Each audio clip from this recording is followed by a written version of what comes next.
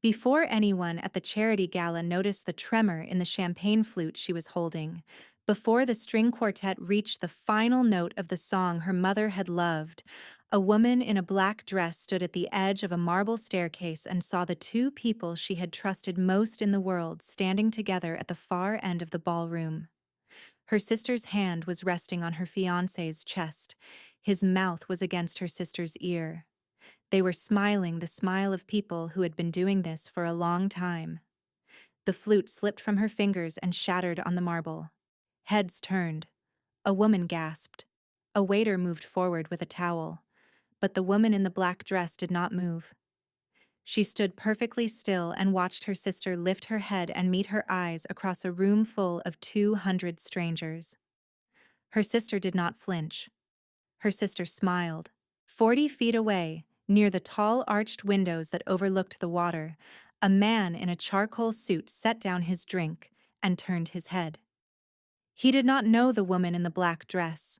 He did not know what had just broken inside her. But he had watched her face for 3 full seconds, and in those 3 seconds he had seen something he recognized, something he had not seen in 18 years. Not since the night his own sister had looked at him the same way in a hospital corridor in another city, in another life. Even a man like Constantine Varga, who had learned very early to feel nothing in rooms like this one, could not look away. The Everhart Pavilion sat on a cliff above the Delaware Bay, a limestone building with copper trim that had turned green in the places where the salt wind touched it longest.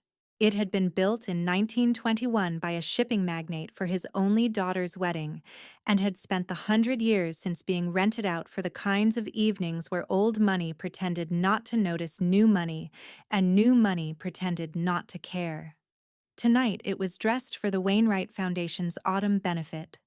White roses in tall crystal vases, candles in hurricane lamps along every windowsill. A string quartet on a raised platform in the corner. Waiters in black vests carrying silver trays of oysters and thin slices of duck on toasted brioche. 200 guests moved through the room in the slow orbital pattern of a social class that had been performing this exact dance for generations. From the outside, the pavilion looked like a postcard. Warm gold light spilling through the arched windows. Laughter carrying across the water. A black car arriving every few minutes to deposit another woman in silk and another man in a tuxedo. But if you walked the perimeter on the stone path along the cliff edge, you would notice other things. The bronze plaque near the entrance that listed the names of the foundation's donors, and how many of those names had been crossed out with small engraved lines in the last 10 years, because the families behind them had lost everything. The rust weeping down from the drainage pipes, the cracks in the limestone at the foundation, the way the copper trim near the west wing had been patched in mismatched squares. It was the kind of place that looked perfect from a distance and was slowly falling apart up close. The kind of place where a woman could stand in the middle of 200 people and watch her entire life end, and nobody would notice until the glass hit the floor. Her name was Ileana Moravec. She was 29 years old. She had dark red hair that fell to her shoulders and eyes the color of river water in late autumn, and she was wearing a black silk dress that had belonged to her mother. The dress was the detail that mattered. It had been cut in 1987 by a seamstress in a small shop in Prague, and her mother had worn it exactly once, to a dinner at the Czech embassy in Washington, 3 years before Ileana was born. After her mother died, Ileana had kept it folded in tissue paper at the bottom of a cedar chest for 11 years. She had taken it out that afternoon, steamed it gently with a hotel iron, and put it on because tonight was supposed to be the night her fiancé announced their engagement in front of his parents and the foundation board. She had wanted her mother to be in the room with her somehow. Her hands were steady, which surprised her. For the last 2 minutes she had been standing on the staircase in silence while a waiter cleaned up the broken glass at her feet, and a second waiter pressed a fresh flute into her hand with a quiet apology, as if the accident had been his fault and not hers. She had taken the new glass automatically. She was holding it the way a person holds a railing on a moving boat, not because they are thirsty, but because they need something to keep them upright. Across the room, her sister had turned away and was laughing at something the foundation president had said. Her fiancé had moved 3 steps to the left and was deep in conversation with a man Ileana did not recognize. The moment had passed. No one around her seemed to have registered that anything had happened. A woman she had met once at a Christmas party touched her elbow and asked if she was enjoying the evening, and Ileana heard herself say yes in a voice that sounded like it belonged to someone else. She had been raised to do this. Her mother had taught her from the age of 6 that a woman with good posture could survive any room, that you could be bleeding on the inside and still smile through the receiving line. That dignity was not something you felt. Dignity was something you performed, over and over, until one day you realized you had become the performance, and the performance had saved you. Her mother had died when Ileana was 18. Breast cancer, caught too late, fought too hard. Her father had remarried within 2 years, a woman named Beatrix who had 2 daughters from a previous marriage, one of whom was Renata, who was now standing 40 feet away with her hand on Ileana's fiancé's chest. Ileana had been 20 when her father introduced her to her new stepsister. She had been 29 tonight when she watched that same stepsister touch the face of the man she was supposed to marry in 6 weeks. She looked down at her left hand. The engagement ring was still there, a 2-carat emerald cut diamond in a platinum band that Dorian had given her on a boat in Newport Harbor 6 months ago. He had gotten down on one knee. He had said the words. She had cried and said yes, and for one full second she had believed that something good was finally happening to her. The ring felt heavier now than it had an hour ago. She lifted her chin the way her mother had taught her. She took one slow breath in through her nose and released it through her mouth.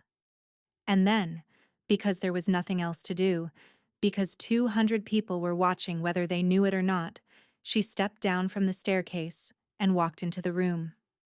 To understand why Ileana Moravec did not fall apart on the marble floor of the Everhart Pavilion, you would have to know what she had already survived. She had been 18 and in her first semester at Brown University, the night the phone rang in her dorm room, and her father's voice, cracked and foreign on the other end of the line, told her that the chemotherapy had stopped working. She had flown home the next morning. She had spent the following 9 months in hospital waiting rooms, airport terminals, and a powder blue guest bathroom in her parents' house, where she learned to cry silently because her mother could hear through the walls. Her mother, Victoria Moravec, had been a translator for the Czech diplomatic service before she married Ileana's father and moved to Connecticut. She had spoken 6 languages. She had read poetry in all of them. She had taught Ileana how to set a table for 12, how to write a proper letter of condolence, how to stand next to a difficult man at a party and make him feel interesting without surrendering a single inch of her own self. She had died on a Tuesday morning in April, in a bed that had been moved into the library of the house on Farmwood Road. Ileana had been sitting beside that bed when her mother had opened her eyes for the last time and said something in Czech Ileana had never been quick enough to translate. Something about the sea, something about a house with blue shutters her mother had loved as a girl. Then she had closed her eyes, and the hand Ileana had been holding had loosened. That had been the first ending. The second ending had come 22 months later, when her father sat her down at the kitchen table and told her he was marrying Beatrix Halden. Ileana had known Beatrix for exactly 4 months. She had not disliked her. Beatrix had 2 daughters of her own from a first marriage that had ended badly. The older daughter was named Renata. She was 21 at the time, a year older than Ileana, beautiful in a sharp, angular way, with pale blonde hair and the kind of smile that she had clearly practiced in a mirror. Renata Halden had arrived in the Moravec household with an immediate and unmissable hunger. She had walked through Victoria's library, touching the spines of the books with the tips of her fingers. She had opened Victoria's jewelry box without asking, and lifted a pair of pearl earrings to her ears in front of the mirror. She had called Ileana's father Papa by the end of the first month, and when Ileana had flinched at the word, Renata had tilted her head and said softly, "We are family now, are we not?" For 9 years, Ileana had tried to be generous. She had told herself that Renata had grown up without money, that her biological father had been cruel, that her own grief was not Renata's fault. She had tried to be a sister, and Renata had tried something else. Renata had tried to become Ileana. Slowly, patiently, year after year. The way she styled her hair, the way she ordered wine at restaurants, the friends she cultivated, the charities she volunteered for. By the time Renata was 27, she had graduated from the same master's program, joined the same junior board at the same museum, and begun introducing herself at parties as Renata Moravec, dropping the Halden quietly, as if it had never been hers to begin with. Ileana's father had passed away 3 years ago, a heart attack at the age of 64, in the back of a taxi on the way to the airport. In his will, he had divided his estate evenly between Beatrix, Renata, Renata's younger sister Petra, and Ileana. 4 equal shares. Ileana had not contested it. She had signed the papers and had gone home and sat on her mother's library floor for 3 hours in the dark. Dorian Ashcliffe had entered her life a year after her father died. A senior partner at a hedge fund, 34 years old, tall and charming and careful with her in a way that had felt, at the time, like tenderness. He had asked her about her mother.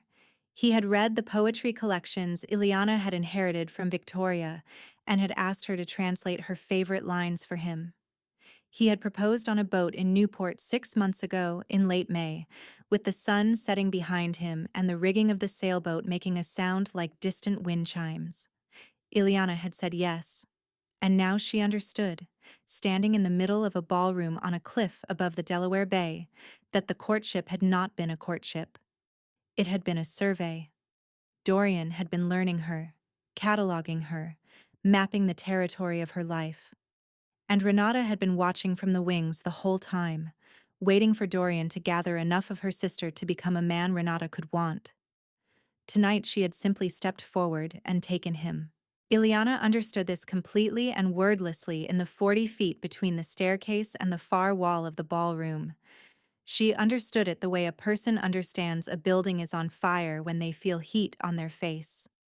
She did not scream. She did not cry. She did not drop another glass. She walked toward them. She crossed the room the way her mother had taught her to cross rooms. Shoulders back. Chin level.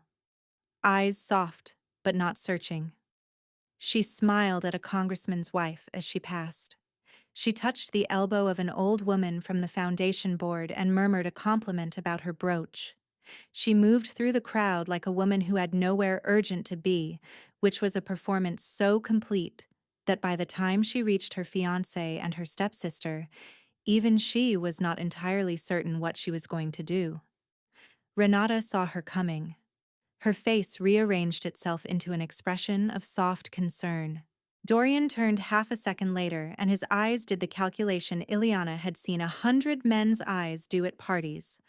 The flicker of panic, the quick retrieval of a prepared face. By the time he had completed the turn, he was smiling at her as if nothing had happened. "Darling," he said, "there you are, I was looking for you." She stopped 3 feet away. She was aware of several things at once: the weight of the ring on her finger, the heat of the candles on the nearest windowsill, Beatrix across the room, watching with a drink held frozen in front of her mouth. Renata's hand still resting on the sleeve of Dorian's jacket. Renata followed her gaze and did not move the hand. That was the moment that told Ileana everything she had left to know. Renata was not going to hide this. Renata wanted her to see it. Renata had chosen the gala, the music, the crowd, the marble staircase. because Renata had wanted an audience. Ileana, Renata said. Her voice was gentle, theatrical, pitched exactly to carry to the nearest 3 conversations without seeming to. There is something we need to tell you. We were going to wait. But I think you already know, do you not? Dorian cleared his throat. Sweetheart, he said, and the word landed in the air between them like a dropped piece of china. This is not the place. We should talk privately. There was no private talk to be had.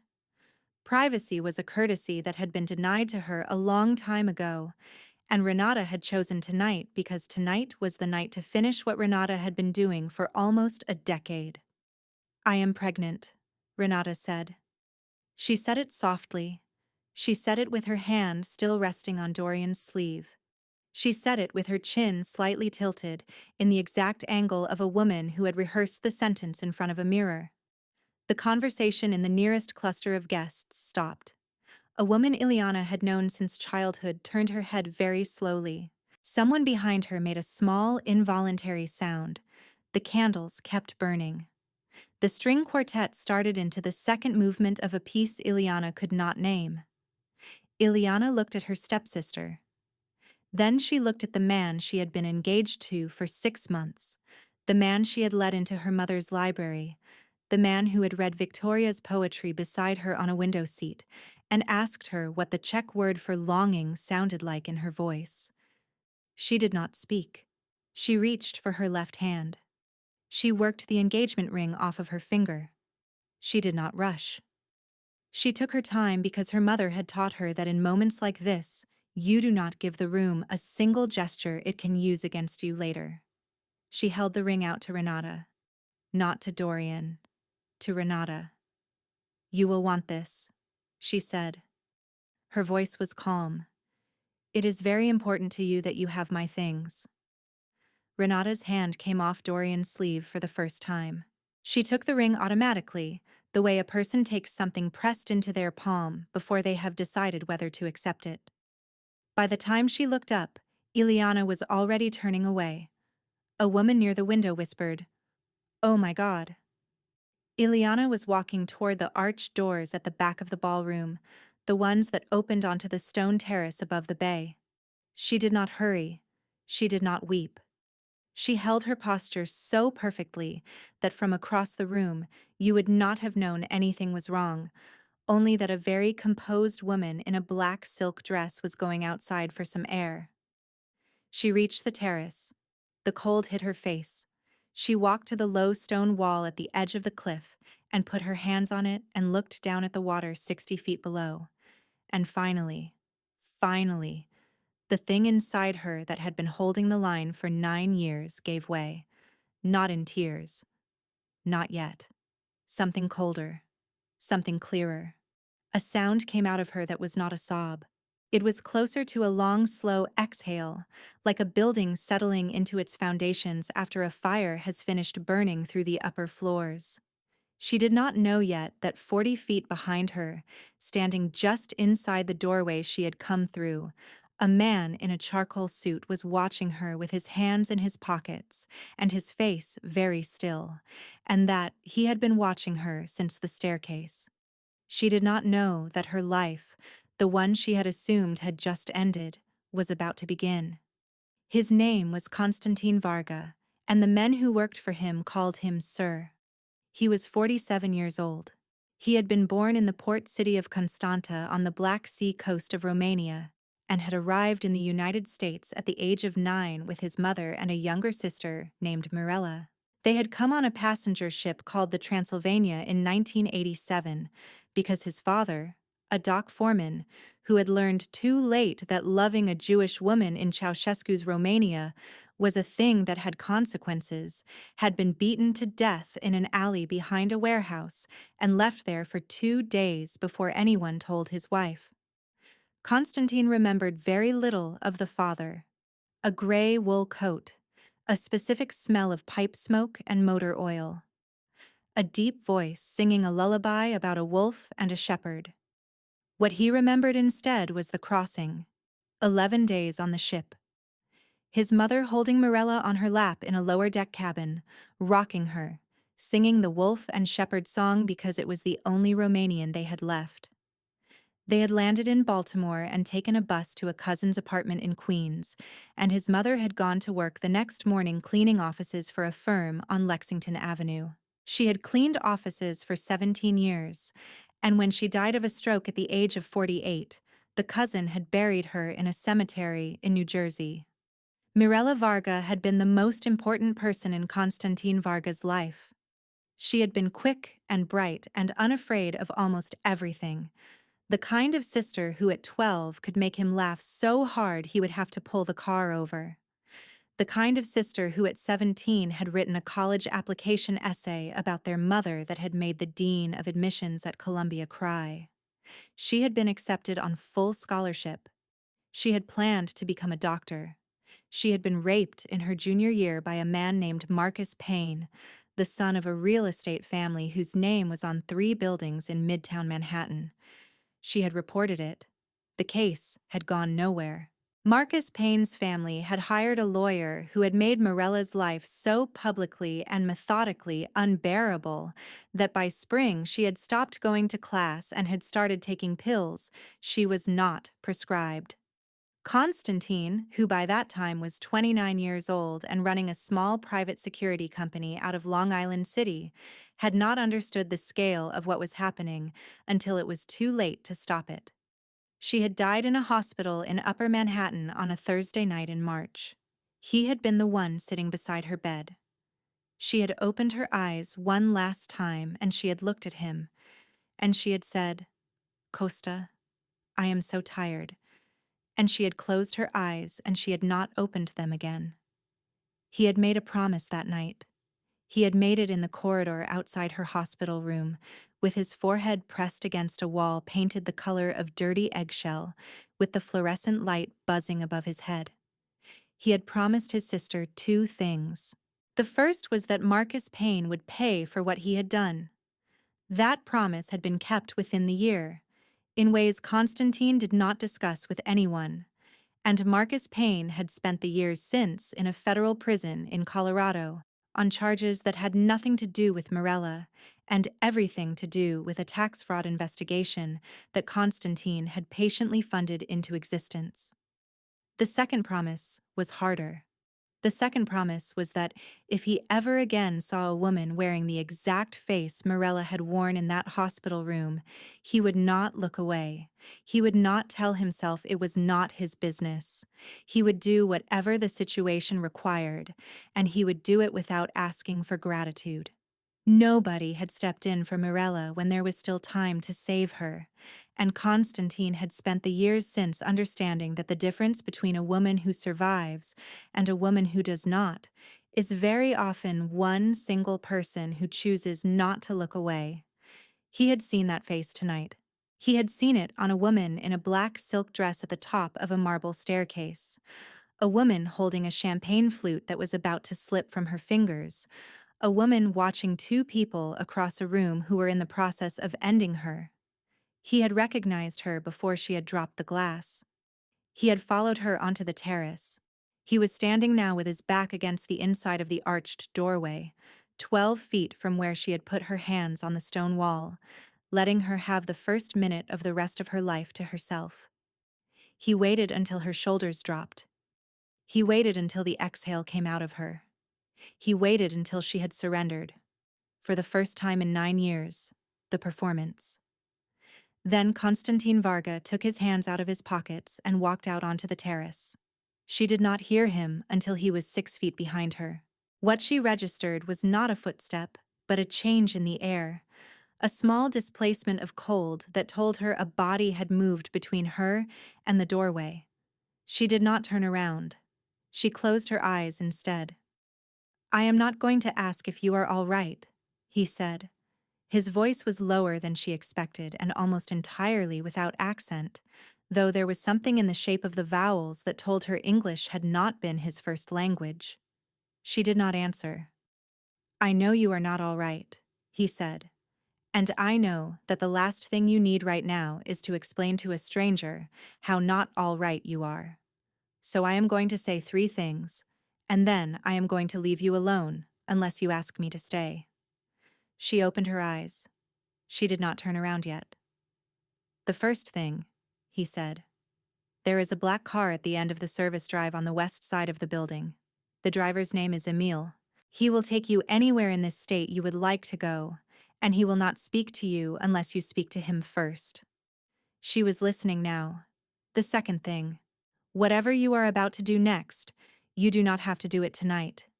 You do not have to call anyone. You do not have to decide anything. The people inside that room will be inside that room tomorrow, and the week after that. You have time. A small sound came out of her that might have been a laugh. It surprised her. And the third thing? He said. She turned around. He was standing 10 feet away, which was far enough to be respectful and close enough to be heard without raising his voice. He was tall. His hair was dark and starting to gray at the temples. His face was the kind of face a sculptor would have wanted to work from, and his eyes had the quality of a man who had seen a great deal and had decided a long time ago not to advertise any of it. He was wearing a charcoal suit and a white shirt without a tie, and his hands were loose at his sides. The posture of a man who understood that his size could frighten women and who was taking specific care not to let it. The third thing, he said again, softly. You did not deserve what happened to you in that room. I know you already know that. But sometimes it helps to hear a person say it out loud who has nothing to gain by saying it. She looked at him for a long moment. Her hands were cold. The ring finger on her left hand felt strangely light. Who are you? She said. My name is Konstantin Varga. Are you someone's husband? No. Are you friends with Dorian? I have never spoken a word to Dorian Ashcliffe in my life. Are you friends with Renata? Something passed across his face, a small tightening at the corner of his mouth. I am not friends with your stepsister, he said. She studied him. She had spent the last 9 years developing an instinct for the men who circled women like her at events like this, the ones who appeared with champagne and advice and soft eyes and were always, eventually, asking for something. This man was not one of them. She could not say how she knew, only that whatever he was not that. Why are you out here? She said. He considered the question. He did not rush his answer, which she noticed, because most men rushed. A long time ago, he said, I had a sister. Her name was Mirella. I watched her stand in a room full of people who were in the process of ending her, and I did not understand what was happening until it was too late to do anything about it. I made a promise to her before she died that if I ever saw another woman wearing her face, I would not walk past her. That is why I am out here. Ileana did not speak for a full minute. The wind came up off the bay and moved her hair across her cheek. She did not push it back. She was looking at him with the kind of attention a woman gives a man when she is trying to decide whether he has told her the truth or whether he has simply told her something she needed to hear. She decided he had told her the truth. I do not want to go home, she said. He nodded once. Then, we will not go home. The black car was exactly where he had said it would be. The driver, a heavy-set man in his 60s with a gray mustache, opened the door for her without making eye contact, which she appreciated more than she could have said. Constantine sat in the front passenger seat, a small courtesy that told her this man had thought about what it would feel like to be her tonight, and had arranged the small details of the next hour around that understanding. The car turned onto the coastal road heading north. She did not ask where they were going. She sat with her mother's dress pooled around her knees and watched the water through the window, and after a few minutes, Constantine said, There is a house about 18 minutes from here. It belongs to me. There is a housekeeper. You can stay the night, or the week, or until you decide what you want. Nobody will know you are there. She nodded without speaking. The house, when they arrived, was not what she had expected. It was not grand. It was a stone farmhouse set back from the road behind a row of old beech trees, with a slate roof and warm yellow light coming from the kitchen windows. The housekeeper, a small Portuguese woman named Senhora Coutinho, met them at the door with a cup of tea already in her hand, which she pressed into Ileana's fingers without ceremony. "You will eat something," she said. It was not a question. They sat at a long wooden table in the kitchen. The housekeeper put down grilled bread, a bowl of olive oil, soft white cheese, roasted tomatoes with garlic and parsley, and sliced pear. She poured a glass of red wine for Constantine and, after a moment, a second glass for Ileana. Then she touched Ileana's shoulder once, very lightly, and left the room. Ileana looked at the food. She had not eaten since breakfast. The smell of the garlic reached her, and she realized, with some surprise, that she was hungry. She picked up a piece of bread. She dipped one edge in the oil and ate it slowly, and after the third bite she began to cry. Not in the composed way a woman cries at a funeral, but in the helpless way a person cries when they have been holding a thing in their chest for much longer than their body was designed to hold it. Constantine did not reach for her. He did not speak. He cut a piece of pear and put it on her plate, and pushed the plate half an inch closer to her hand. Then he sat back and waited. She cried for a long time. When she stopped, she wiped her face with the back of her hand and looked at him and said, "I am sorry. You have nothing to apologize for. I do not even know you." "That is true. But you are safe in this room, and you were not safe in the last one, and your body understands the difference even if your mind has not caught up yet." She laughed once, the same small surprised sound she had made on the terrace. Then, because she needed to say it out loud to someone, she told him the whole story. The mother and the library and the house on Farmwood Road. Beatrix and Renata and the 9 years of watching her stepsister try on her life piece by piece. Dorian and the boat in Newport, and the poetry, and the ring. The moment on the staircase, and the hand on the sleeve, and the word pregnant, and the way Renata had tilted her chin. Constantine listened without interrupting. When she finished, he was quiet for a long moment. Then he said, "I am going to ask you a question, and I need you to answer it honestly. Do you want your life back?" "I do not know what that means." "I mean this. The engagement. The wedding. The man. Do you want any of it?" She thought about it. She realized that she did not. "I do not want him," she said. "I never really wanted him. I wanted to not be alone anymore. I wanted a person beside me in the library." "I confused those two things." Constantine nodded. "And your stepsister. She will take everything. She will finish what she started 9 years ago. She will be in my mother's house within the year. She will wear my mother's pearls. She will tell a version of this story at dinner parties, in which I am the unstable one, and she is the woman who saved Dorian from me. Do you want to stop her?" Ileana looked up. He was not asking the question the way a man asks a woman to give him permission to do something cruel on her behalf. He was asking the way a doctor asks a patient whether she would like to know the results of the test. "Yes," she said. "I want to stop her." "Then I am going to suggest something to you," he said, "and I need you to understand that it is only a suggestion, and that if you tell me no, we will never speak of it again, and I will still drive you anywhere in this country you would like to go tomorrow morning. Yes, marry me." She did not move. "I am 47 years old," he said. "I have never been married. I have no children. I am not asking you because I have feelings for you. I have known you for less than 2 hours. I am asking because a legal marriage to a man with my resources is the single most efficient way to stop your stepsister from doing what she is about to do.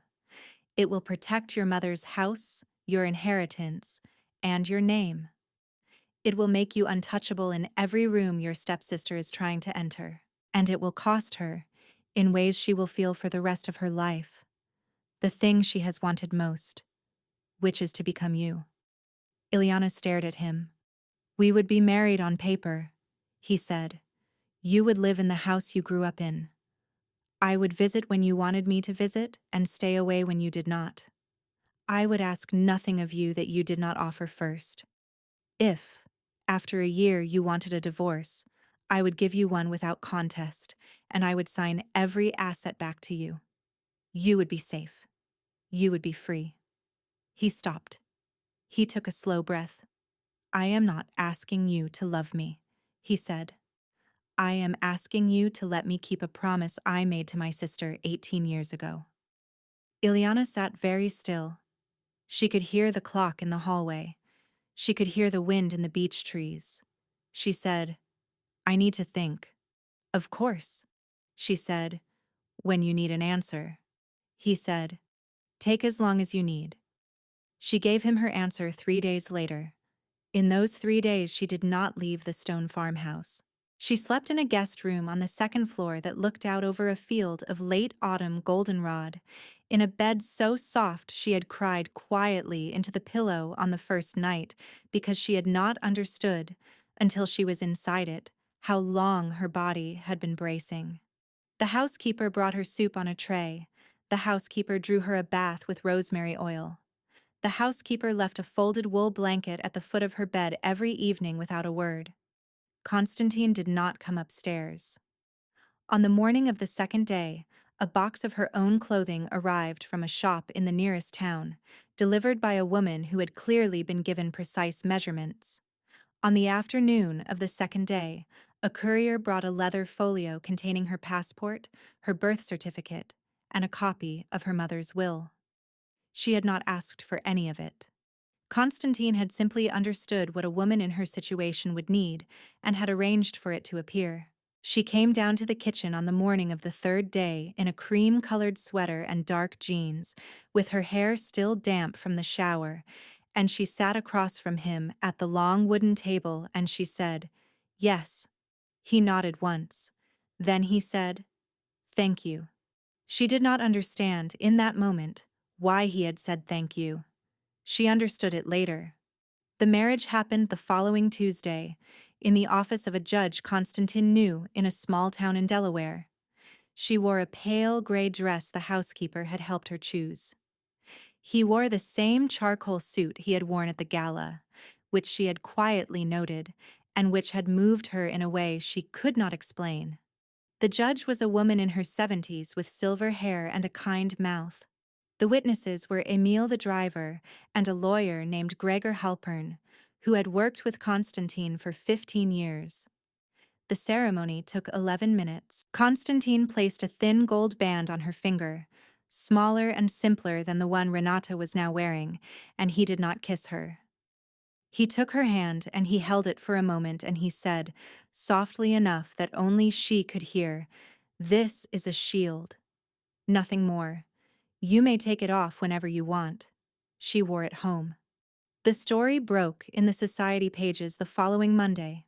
A small item noting the marriage had been private, that the bride was the daughter of the late Andras Moravec of Farmwood Road, and that the groom was the founder and chief executive of Varga Holdings, a privately held investment and security firm with offices in 3 countries.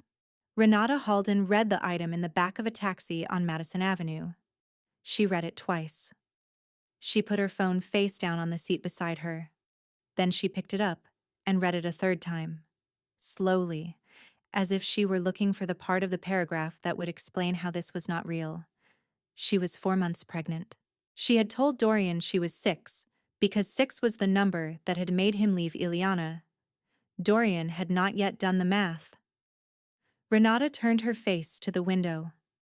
And for the first time in her adult life, Renata Halden felt a small, cold hand touch the back of her neck, and she understood that she had made a mistake whose dimensions she could not yet measure. Ileana moved back into the house on Farmwood Road the following week. She had not been inside the house in 14 months. Beatrix had been living there since Ileana's father's death, with Renata coming and going from a small guest suite above the garage. The first thing Ileana did was walk through every room with a lawyer named Marisol Benedek, a woman Constantine had retained on her behalf, and catalog every object that had belonged to her mother. The pearls, the library, the set of Bohemian crystal Victoria had carried from Prague in 1984, the two Kokoschka drawings in the study, the wedding ring Victoria had worn for 26 years, which Ileana found in a velvet box in Renata's guest room dresser beneath a stack of folded scarves. Ileana took the ring out of the box. She held it in her palm for a long time. She did not cry. She was past crying about this particular thing. She slipped the ring onto the middle finger of her right hand, where it fit exactly. That night she slept in her mother's bedroom for the first time in 11 years. She slept with the windows open, under a quilt Victoria had made for her the year before she died, which had been folded at the back of a cedar chest, and which smelled faintly, still, of her mother's lavender soap. She slept for 9 hours. She did not dream. When she woke in the morning, the house was quiet in a way it had not been quiet in a decade, and she understood with a strange, slow gladness that the quiet was hers. Beatrix moved out within the month. She did not fight. Marisol Benedek had drafted a letter that was a masterpiece of careful language, in which the words lawsuit and fraud did not appear but were nonetheless present in every paragraph. The letter was accompanied by a short list of items that had been removed from the house without authorization over the last 3 years, with photographs and estimated values. It was accompanied by a second list, which was a list of the provisions of Andras Moravec's will that had been interpreted generously on Beatrix's behalf, and which would, if the matter proceeded to court, be interpreted rather less generously. The letter closed with an expression of sincere hope that the transition could be managed privately and without further involvement of the press. Beatrix signed. She took what was legitimately hers, which was considerable, and she left. Renata did not leave. Renata tried, for a period of about 3 weeks, to pretend that none of this was happening. She continued to attend foundation events. She continued to post photographs of herself and Dorian on her social accounts. She continued to refer to herself, in interviews with a regional lifestyle magazine, as Renata Moravec. The magazine issued a correction the following week. The correction was not requested by Ileana. It was requested by a lawyer Ileana had never met, working on behalf of a client whose name was not disclosed, and the correction ran in the print edition and online, and was picked up by 2 other publications. Dorian Ashcliffe was terminated from his hedge fund in late November. The official reason given was a restructuring of the firm's senior leadership. The unofficial reason, which circulated in the specific circles in which Dorian had hoped to build a life, was that a significant limited partner had made it quietly clear that his continued involvement in the firm was no longer acceptable. The limited partner's name was not printed anywhere, but Dorian worked out within 48 hours that the partner was one of Constantine Varga's holding companies, and that the holding company had been a limited partner in Dorian's fund since 2 weeks before the gala. Constantine had not threatened Dorian. Constantine did not threaten anyone. Constantine had simply made one phone call to a man he had known for 20 years, who had made 3 phone calls to people he had known for longer, and a set of doors that had been open to Dorian Ashcliffe since he was 22 years old had closed, quietly and completely. Ileana did not know any of this was happening until it had already happened. Constantine told her about it in pieces, only when she asked, and only in the amount of detail she wanted to hear. He had not asked her permission because, he explained, he had not wanted her to feel that she had authored any of it. Some things, he said, are better done by someone who has no emotional stake in them. You should not have to carry the weight of what happens to a man who treated you the way he did. Let me carry it. She did not argue. She understood that she had spent her entire adult life carrying things for other people, and that there might be, at the far end of this particular winter, a version of her life in which she did not have to.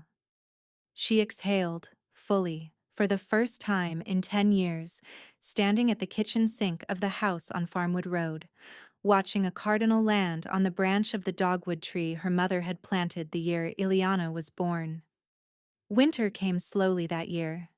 Ileana spent the first weeks of December cleaning. She cleaned the library first, shelf by shelf.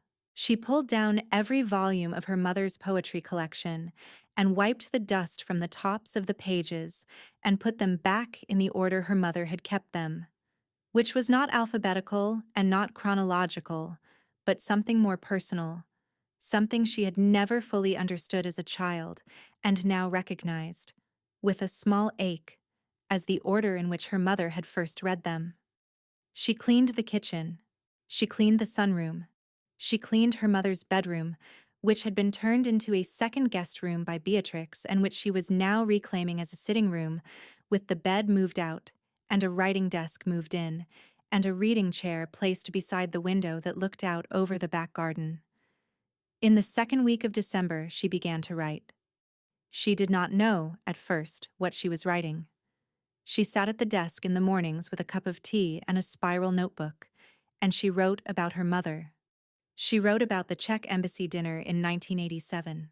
She wrote about the 9 months of the chemotherapy, and the library light, and the thing her mother had said in Czech at the very end that she had never been able to translate. She wrote a letter to her mother. It took her 3 weeks. When she finished it, she folded it once, and she placed it inside the cover of her mother's copy of a book called The Garden by a Czech poet named Jaroslav Seifert, and she put the book back on the shelf where she had found it. Constantine visited once a week. He did not stay overnight. He came on Thursday afternoons and he drank tea with her in the kitchen, and sometimes they walked in the garden. They spoke about books. They spoke about a place in Maine he wanted to show her in the spring. They spoke about Morella once on a cold Thursday in early January. Ileana listened for an hour without interrupting. When he was finished, she reached across the kitchen table and covered his hand with hers, and he did not pull his hand away, and neither of them said anything else about it.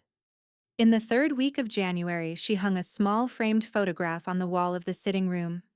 It was a photograph of her mother, taken on the steps of a house with blue shutters on the Croatian coast, in the summer of 1979, when Victoria had been 22 years old. In the photograph, her mother was laughing. Her hair was loose. She was holding a peach in one hand. Ileana stood in front of the photograph for a long time on the evening she hung it. Then she said, out loud to the empty room, "I am all right. You do not have to worry about me anymore. I am here. I am home." It was the first time in 11 years she had spoken to her mother and believed her mother was listening. The invitation arrived in the second week of March. It was engraved on heavy cream-colored cardstock from the Wainwright Foundation for the spring benefit at the Everhart Pavilion on the cliff above the Delaware Bay. She looked at the invitation for a long time. Then she called Constantine. "I would like to go," she said. He said, "I will be there at 7. She wore a deep green dress that night. Not the black one. The black one she had folded in tissue paper and returned to the cedar chest where it belonged. The green one she had bought for herself in a small boutique in the town nearest to the farmhouse, and she had chosen it because it was the color of the water off the Croatian coast in the photograph of her mother, and because her mother had told her once, in a summer before everything had happened, that green was the color of women who had survived something and decided to stay in the world anyway. Constantine met her at the door of the pavilion. He offered her his arm. She took it. They walked inside together. The ballroom looked exactly as it had looked in October. The same white roses, the same hurricane lamps, the same string quartet in the corner, though tonight they were playing a piece by Dvorak that her mother had loved. The same 200 guests, all of them turning their heads as she and Constantine stepped through the arched doorway. A conversation, somewhere to her left, stopped mid-sentence. Ileana did not look for Renata. She did not need to. She walked with Constantine to the center of the room, where the Foundation president was waiting to greet them, and she shook his hand, and she smiled, and she spoke calmly about a small capital project the Foundation was considering, and she did not look once toward the far end of the ballroom where her stepsister was standing beside the tall arched windows with a glass in her hand. It was Constantine who turned, eventually, and who looked toward Renata first. Renata was staring at them. She was wearing a cream silk dress that was cut in a way that did not quite conceal the curve of her pregnancy. Her hair was pulled back. Her engagement ring, the one Ileana had pressed into her palm in this exact room 5 months earlier, was on her finger. She was alone. Dorian had moved to Connecticut and was no longer answering his phone. Renata's face, as she looked across the room at Ileana, did something Ileana had never before seen it do. It froze. Not in the theatrical way Renata had mastered over the years. Something else. Something her face had not been taught to perform. The muscles around her mouth went slack. The practiced tilt of her chin disappeared. Her eyes widened by a fraction of an inch, and then stayed there. She had not expected Ileana to walk into this room tonight. She had not expected Ileana to walk in beside the man whose name had appeared in the paper in November. And she had not expected Ileana to look like a woman who had not only survived the ending of her life, but had walked through it and come out the other side carrying the whole of herself intact. Renata understood, in that frozen moment, what she had lost. She had not lost Ileana's fiancé. She had kept him, and he had proven to be a man not worth keeping. She had not lost Ileana's house, or Ileana's inheritance, or Ileana's name, because she had never possessed those things in the first place. What she had lost was the one thing she had actually wanted, which was to become Ileana. And she understood now that becoming Ileana had never been available to her, because Ileana was not a costume. Ileana was a person. Renata had wasted 9 years of her life not understanding the difference. Ileana met her stepsister's eyes for exactly 3 seconds. She did not smile. She did not look away. She did not perform anything at all. Then she turned, slowly, and she said something to Constantine that made him laugh. Quietly. A real laugh. The first one she had ever heard from him. And she walked with him toward the arched doors at the back of the ballroom, the ones that opened onto the terrace above the bay, because she wanted suddenly to see the water. They stood on the terrace together. The wind was softer than it had been in October. The air smelled of salt and early spring. Constantine did not speak. He looked out over the water, and after a moment Ileana put her arm through his, not for balance, not for show, but because she wanted to, and she had not wanted to touch a man in that particular way in a very long time, and she had forgotten that wanting to was itself a kind of healing. Inside the ballroom, Renata was still standing by the window. She would leave within the hour. She would not attend another Foundation event that year, or the year after, or the year after that.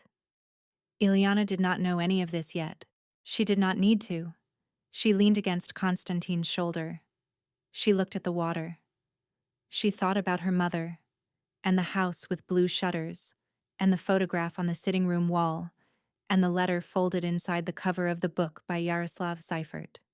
Somewhere inside her chest, in a place that had been closed for 11 years, something turned over and began, very slowly, to warm.